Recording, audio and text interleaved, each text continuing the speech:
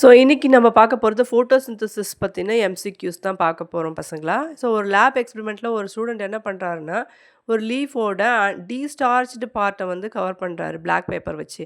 அதுக்கப்புறமா அத வந்து சன்லைட்ல வந்து எக்ஸ்போஸ் பண்ணி வச்சுர்றாரு.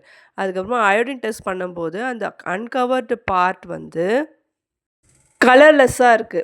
ஸோ மத்த எக்ஸ்போஸ்டு பார்ட்லாம் வந்து ப்ளூ, பிளாக்கா கலர் மாறிடுச்சு அயோடின் டெஸ்ட் பண்ணும்போது. ஸோ இத வந்து நீங்க கிளாஸ்லயே படிச்சிருப்பீங்க அயோடின் டெஸ்ட் என்ன அப்படின்னு சொல்லிட்டு.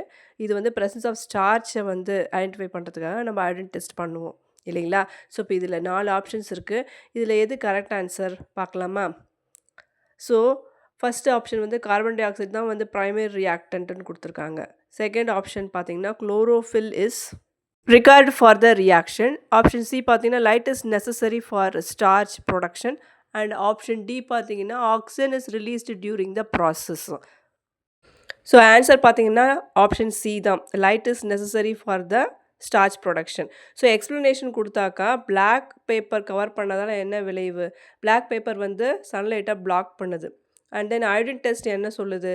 No blue black reaction. அதனால் என்ன அர்த்தம் அப்படின்னா ஸ்டார்ச் வந்து ப்ரொடியூஸ் ஆகலை. ஸ்டார்ச் இருந்தால் தான் வந்து அயோடின் வந்து ப்ளூ பிளாக் டர்ன் பண்ணும். அண்ட் தென் கவர்டு பார்ட் என்ன சொல்லுது? It's not exposed to sunlight. அதனால் no starch is produced.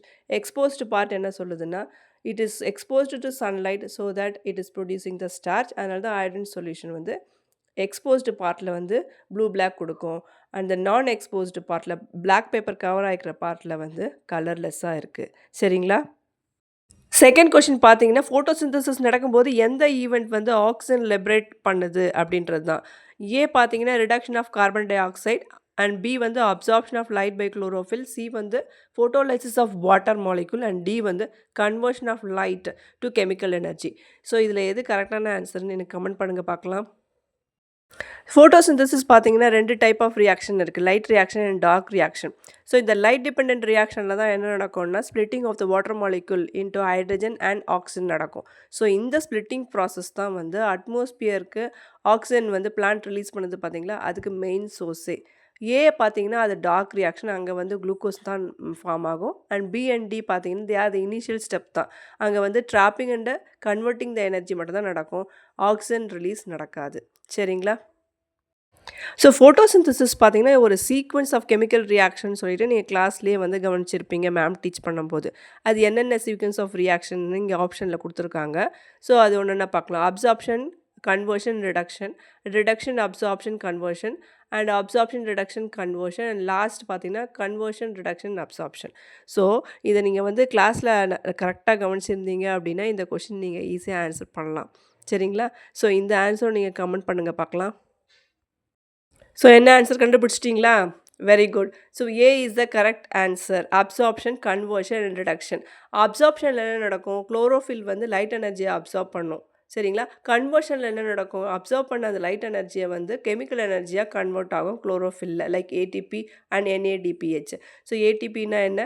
Adenosine triphosphate. இது வந்து ஒரு ஹை எனர்ஜி மாலிகுல். இதுலேருந்து தான் நமக்கு எல்லா லிவிங் ஆர்கனிஸுமே வந்து எனர்ஜி ப்ரொடக்ஷன் நடக்கும். சரிங்களா? அதுக்கப்புறமா லாஸ்ட் ஸ்டெப் பார்த்தீங்கன்னா ரிடக்ஷன். ரிடக்ஷனில் கார்பன் டை ஆக்சைடு வந்து ரெடியூஸ் ஆகி உங்களுக்கு குளுக்கோஸ், அதாவது ஃபுட் வந்து ஃபார்ம் ஆகும். அதை ஸ்டார்ச்சாக ஸ்டோர் பண்ணும். பிளான்ட்ஸாக இருந்தால், அனிமல்ஸாக இருந்தால் கிளைக்கோஜனாக ஸ்டோர் பண்ணி வச்சுருக்கோம். அண்ட் தென் கன்வர்ஷனில் பார்த்தீங்கன்னா water will be converted into hydrogen and oxygen. சரிங்களா? இன்றைக்கி பார்த்த எல்லா எம்சிக்யூஸும் உங்களுக்கு யூஸ்ஃபுல்லாக இருந்திருக்கும்னு நினைக்கிறேன். உங்களுக்கு இந்த வீடியோ பிடிச்சிருந்ததுன்னா please like, comment and also subscribe and also watch all my videos related to board exams. All the very best. அப்படியே புக்கோடு படிக்கும்போது கொஞ்சம் லவ்வோடு படிச்சிங்கன்னா சுமாராக மார்க் வாங்குற நாம கூட சூப்பராக மார்க் வாங்கலாம். எப்படி?